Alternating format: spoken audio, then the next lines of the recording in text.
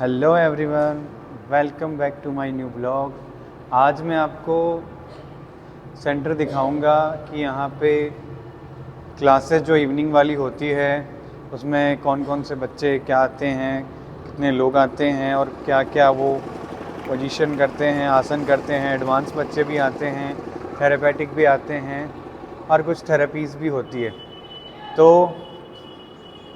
4:30 बज चुके हैं। यहाँ पे मैं 4 बजे आ गया था और 1 से 2 बच्चे जो हैं वो आ चुके हैं और अभी बाकी बच्चे आने बाकी हैं। और जानवी जो है वो भी आ गई हैं। आपको जानवी से इंट्रोड्यूस करवाता हूँ। जानवी हमारे सेंटर की सबसे ब्रिलियंट स्टूडेंट है। काफ़ी एडवांस आसन आते हैं जानवी को। हेलो करो जानवी। अभी आप सभी को बहुत सारे ऐसे ऐसे आसन, क्रिटिकल आसन करके दिखाएगी। तो जानवी के साथ में प्राक्सी और गारवी भी आ गई है।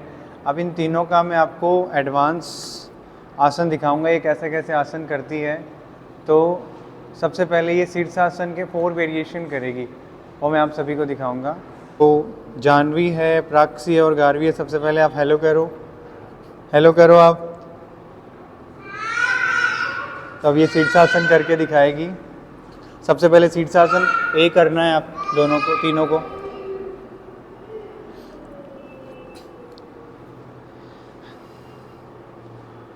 ये शीर्षासन ए हो गया।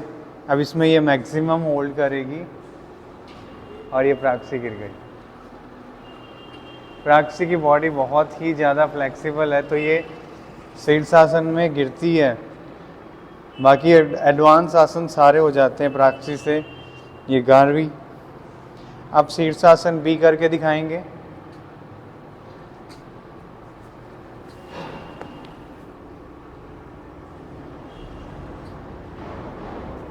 शीर्षासन बी, वेरी गुड।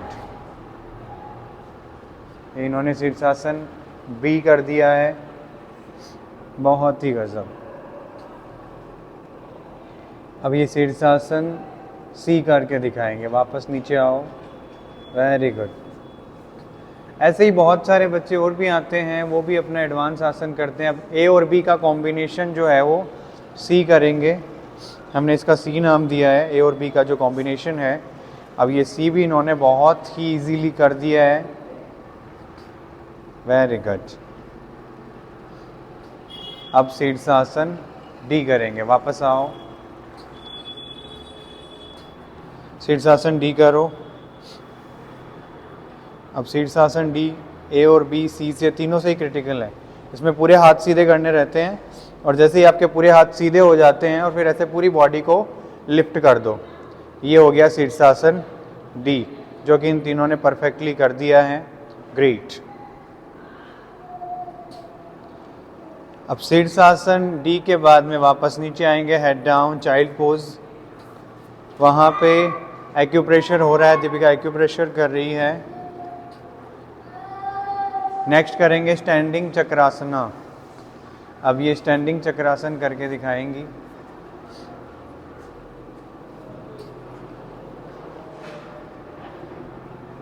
इनहेल करके backward down, very good. Maximum hold करो और यहीं से ही बॉडी को ऊपर की तरफ लिफ्ट करो,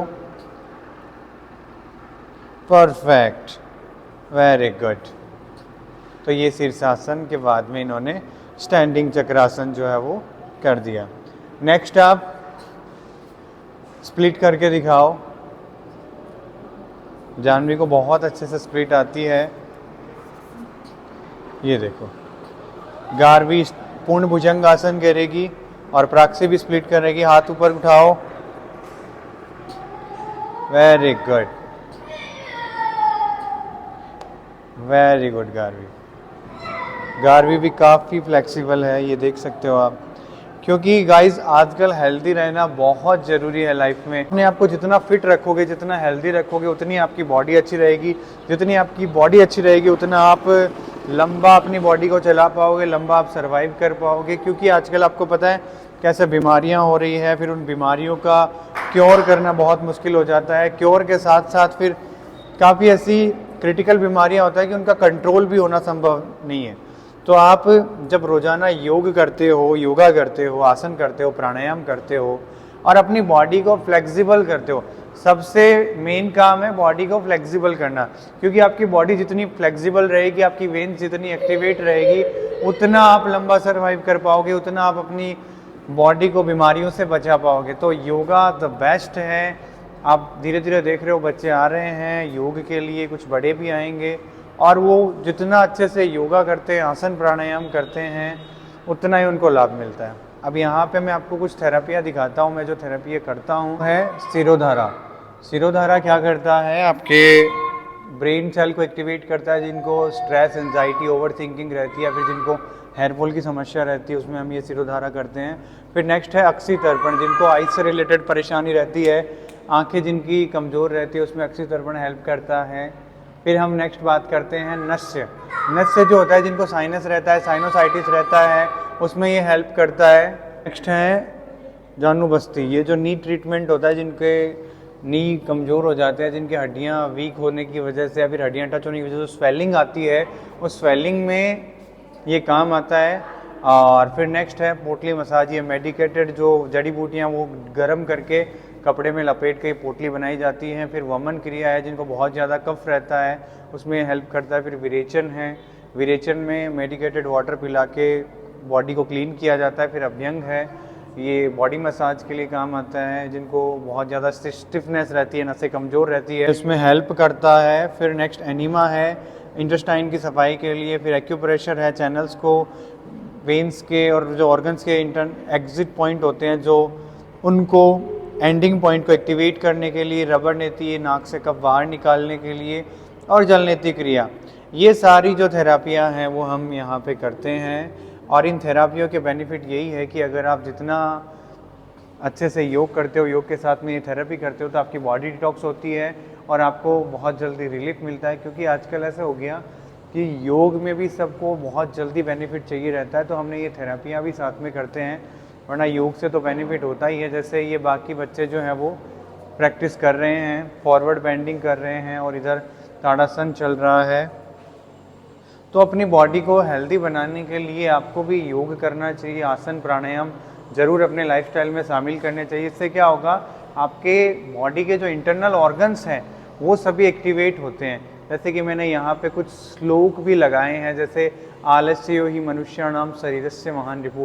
क्योंकि लेजीनेस आजकल सब में ज़्यादा हो गई, इतनी ज़्यादा लेजीनेस है कि कोई फिजिकल एक्टिविटी करना ही नहीं चाहता।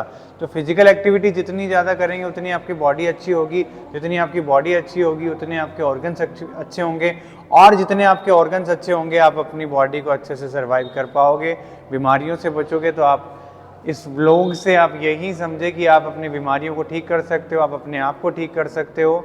तो मिलते हैं आप सभी को नेक्स्ट व्लॉग में।